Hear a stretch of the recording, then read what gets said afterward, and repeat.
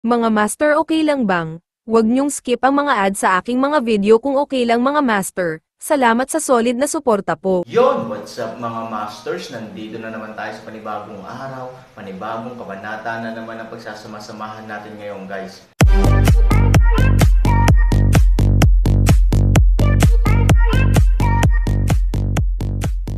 Bali mga masters, kung bago ka pa lang po sa aking YouTube channel, please click the subscribe button, lalong-lalo na po yung notification bell guys, para maging connected pa rin tayo sa isa't isa at maging updated kayo sa mga susunod ko pang video.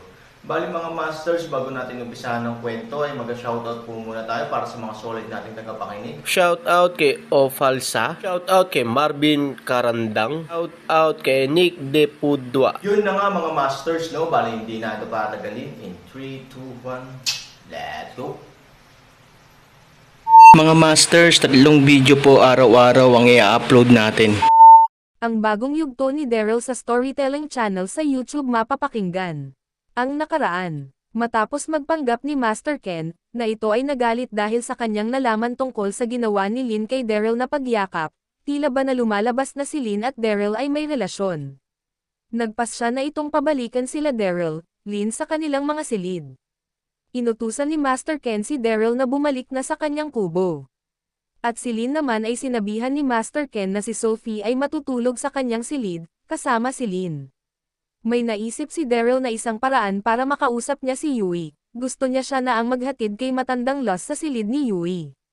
Ngunit hindi ito hinayaan ni Lin na mangyari. Kaya si Master Ken ay nagpasya na lang na siya ang maghahatid kay matandang Lost sa silid ni Lin. Si Daryl ay wala nang nagawa. Nang lumabas siya ng palasyo at pabalik sa kanyang kubo, nakasalubong ni Daryl si Charlie. Nag-usap ang dalawa. Si Charlie ay sobrang yabang, na tila si Daryl pa ang pinaghihinalaan na may gagawin sa kanilang lahing elf. Dahil ito ay nasa labas pa. Ngunit si Daryl ay masyadong mapang-asar, sinandyang niyang sabihin na siya ay inimbita ni Master Ken sa isang pagdiriwang. At si Charlie ay hindi ito sinabihan ni Master Ken. Nang nalaman ito ni Charlie ang galit niya kay Daryl ay mas lalong naging grabe. Tuldok. Ang bagong kabanata. Tuldok. Si Charlie ay masyado talaga tuso, sinundan niya ng palihim si Daryl sa kubo nito. Gusto matiyak ni Charlie na natutulog na nga si Daryl. Dahil kapag nakatulog na si Daryl ang masama niyang binabalak ay kanya niyang isa sa katuparan. Nang makita niya si Daryl na pumasok na sa kubo, agad ito dahan-dahan naglakad. Ngayon, wala ka nang ligtas sa mga plano ko, Vin. Maghanda ka na sa pwedeng mangyari sa iyo sa lugar namin mga elf. Bulong ni Charlie sa kanyang sarili. Si Charlie ay sumilip sa maliit na butas ng kubo ni Daryl. Buti na lang walang ginagawa si Daryl nang ikakagulat ni Charlie. Agad na humiga si Daryl sa kanyang kama at ito ay nag-iisip. Nakakapagod ang gabing ito. Lagi na lang may nangyayari na hindi ko inaasahan sa lugar ng mga elf. Kanina lang halos magpatayan ang dalawang babae sa loob ng palasyo. Ngunit ilang oras lang ang lumipas. Tila ang lahat ng nakakatakot na nangyari ay para bang hindi nangyari. Dahil ang dalawang panig ay nagsaya. At sa pagdating ko sa pagdiriwang, ang anak ni Master Ken ay gumawa ng isang tusong gawain upang kami ni Miss Yui ay magkaroon ng problema sa isa't isa. At bago pa matapos ang pagdiriwang, ang matandang pinuno ng mga elf ay nagtalaga ng isang gawain para sa amin ng anak niya. Hay nako, tuldok, si Daryl ay para bang mababaliw kakaisip. Maya-maya nakatulog na si Daryl. At si Charlie na nasa labas ay napansin ito. Mabilis na kumilos si Charlie. At ito ay pumasok sa kubo ni Daryl. Napakahimbing ng tulog ni Daryl dahil sa pagod. Kaya hindi niya naramdaman si Charlie. Tapos ka na, Vin. Ito na ang huli mong pagtulog sa kubo na ito. Titiyakin ko na mawawala ka na sa aming lugar ng mga lahing elf. Kung hindi ka man maparusahan.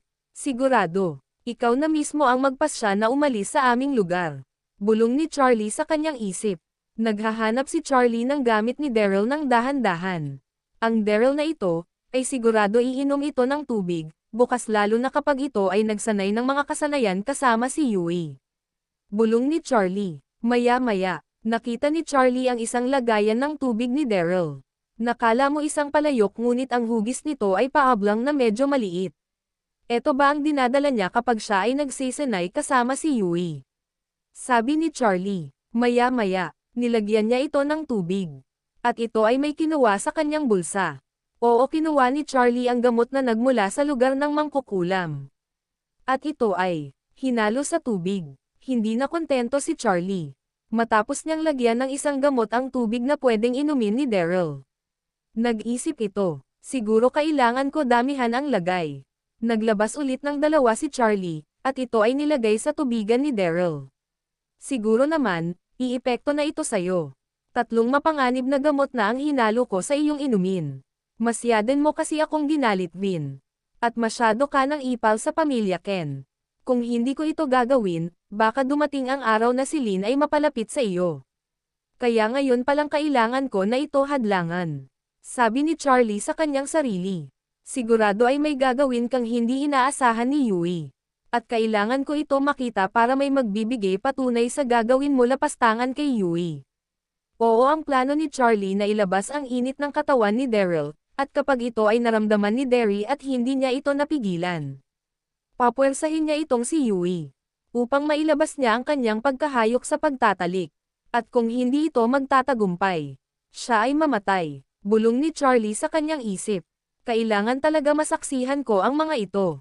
At kapag nangyari iyon, tatawagan ko agad sila Master Ken. Tumawa si Charlie sa kanyang masamang pinaplano. Maya-maya, nagpasya na si Charlie na lumabas sa kubo ni Daryl. At mabilis itong naglakad pabalik sa kanyang kubo. Sa kabilang banda sa loob ng palasyo, sila Sophie at Lynn ay nakarating na din sa silid. Si Lynn ay walang tiyaga na magsalita. Sophie, pumunta ka muna sa palikuran ng aking silid, at ikaw ay maglinis ng katawan. Ang amoy mo ay masyadong matapang. Baka kapag ikaw ay humiga agad sa aking kama, baka ito ay hamawa sa aking kama. Sabi ni Lynn kay Sophie. Nang marinig ito ni Sophie, agad itong nagsalita. Oo, Ate Lynn. Ako muna ay maliligo. Maglalakad na sana si Sophie nang bigla ito nagtanong.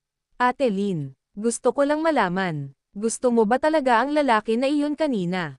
Nung niyakap mo siya, nakita ko na medyo namula ang iyong mga pisngi. Sabi ni Sophie sa mahinang boses. Nang marinig nito ni Lynn N. Ito ay nagulat at sinabi. Ikaw Sophie, ang mga ganon bagay ay hindi mo na kailangan pang pakialaman. Na nangako ka sa akin na kahit kailan ay hindi ka makikialam lalo na ang tungkol sa akin. Sabi ni Lynn ng seryoso. Pasensya na Ate Lynn. Sige na, ako na ay maliligo muna. Nang si Sophie ay nagtungo na sa palikuran ni Lynn.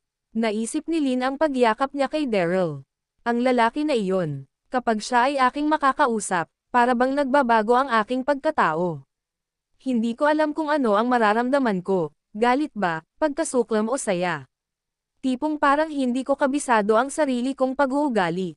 Sa kanyang pagkakasabi na para sa kanya ay kaibigan lang ang turing niya kay Yui. Kailangan ko ba maniwala doon? Kailangan ko na ba maging panadag? Na wala talagang relasyon ang dalawa. Dahil ayoko mapahamak si Yui sa pakikipagrelasyon niya sa hindi namin katulad na elf. At ayoko din siyang masaktan. Dahil kahit anong oras ay pwedeng umalis ang lalaki na iyon sa aming lugar. Dahil hindi siya katulad namin. May sarili siyang mundo na dapat galawan. Bulong ni Lynn sa kanyang sarili. Hay, bahala na. Biglang naisip ni Lynn ang talagang gawain ni Master Ken sa kanila ni Daryl. Oo nga pala, magsisiyang na naman ako ng araw upang makapaglin ang bukas. May kailangan pala kami gawin ng Vin na iyon. Ang ama ko talaga, bakit parang mas gusto pa niya si Daryl kaysa sakin? Ama, ako ang anak mo. Dapat lagi mo sinasang ayunan ang aking mga gusto. Bulong ni Lynn sa kanyang sarili. Maya-maya lumipas ang ilang minuto. Bakit ang tagal ni Sophie lumabas ng paliguan? Mabilis na sinilip ni Lynn si Sophie. Nakita niya si Sophie ay nakapikit ang mga mata habang ito ay nakababad sa tubig. Nako, nakatulog na si Sophie. Sophie, gumising ka. Umalis ka na dyan. At ikaw ay magbihis na. Nais ko din maligo, upang ang amoy ng alak sa aking katawan ay mawala. Sabi ni Lynn kay Sophie. Oo, Ate Lynn. Nang tumayo si Sophie sa pagkakababad. Laking gulat ni Lynn, nang makita ang katawan ni Sophie. Ano? Agad itong napahawak sa kanyang dibdib. At ito ay bamulong. Napakalaking naman ng dibdib ni Sophie. At ang hubog ng kanyang katawan ay napakaganda. Nainggit si Lynn sa katawan ni Sophie. Sophie, may nais sana ako itanong sa iyo. Paano ka nagkaroon ng ganyan hubog ng katawan? May ginagawa ka upang mapangalagaan mo ang iyong katawan, at manatili ito sa pagiging fit, ngumiti si Sophie. Ate Lynn, may nais sana ako sabihin sa'yo ngunit. Mangako ka sa atin dalawa lang ito. Ano? Ang nais mo sabihin, Sophie? Oo, nangangako ako, sabi ni Lynn. Alam mo ba, Ate Lynn? Sa aming lugar nakailang nobyo na ako. Laking gulat ni Lynn sa kanyang narinig. Ano? Sa tono ng iyong pananalita, ay nakadami ka ng lalaki sa iyong buhay. Tama ka nga, Ate Lynn. Ano naman ang koneksyon nito sa maganda mong katawan? Sabi ni Lynn sa Sophie. Mabilis na sinabi ni Sophie. Ang sekreto ko kaya ganto kalusog ang aking dibdib. Ay madalas ko itong pinapahawak sa aking nobyo. At ito ay para bang nilalaro at pinipisil. Kaya naging ganto na lang kalaki ito. Nang marinig nito ni Lynn, ito ay namula. Ano ang sinabi mo? Hinayaan mo hawakan ang iyong dibdib. Namula ang magandang muka ni Lynn at para itong naging mansanas. Oo, yumdad na si Lynn, kahit isang beses ay wala pa itong karanasan sa pagtatalik. Kaya ganon na lang ang naging reaksyon nito sa sinasabi ni Sophie. Ate Lynn, pumapayag lamang ako na hawakan ito kapag nobyo ko lamang. Kaya kung gusto mo itong lumaki ang hinaharap mo. Total alam ko naman nobyo mo naman ang lalaki kanina. Ipagawa mo sa kanya ang mga bagay na iyon. Pahawak mo ang iyong dibdib sa kanya. Hanggang sa ma-achieve mo ang gantong kalaki hinaharap. Nang marinig nito ni Lynn, mas lalo na mula ang kanyang muka. Ano? Hahayaan ko ipahawak sa bastos na lalaki na iyon ang aking katawan. Ang pag-uugali ni Lynn ay medyo nahiya. Kahit kailan hindi mangyayari iyon. At kung mangyayari man iyon nang hindi sinasadya, titiyakin ko mamatay siya sa aking mga kamay. Sabi ni Lynn kay Sophie. Tuldok, sige na Sophie, nagtanong lang naman ako sa iyo. Ang dami mong sinabi na wala naman sense. Sabi ni Lynn kay Sophie. Magbihis ka na at ako naman ang maliligo. Tuldok, tumawa si Sophie at sinabi, ate alam ko gusto mo din. Kaya kung darating ang pagkakataon na yon, ipagawa mo na sa nobyo mo. Ano, manahimik ka, nakakadiri ang mga sinasabi mo. Sige na lumabas ka Yun na na. nga mga masters, no? Bali panibagong kabanata na naman yung natapos natin ngayong gabi. Muli, maraming salamat po talaga sa walang sawang suporta po sa aking YouTube channel na talagang inaabangan nyo po ang bawat upload ko po. Bali mga masters, magkita-kita ulit po tayo bukas ng gabi at ngayon po ay magpapaalam po muna tayo. Bali mga masters, bye-bye!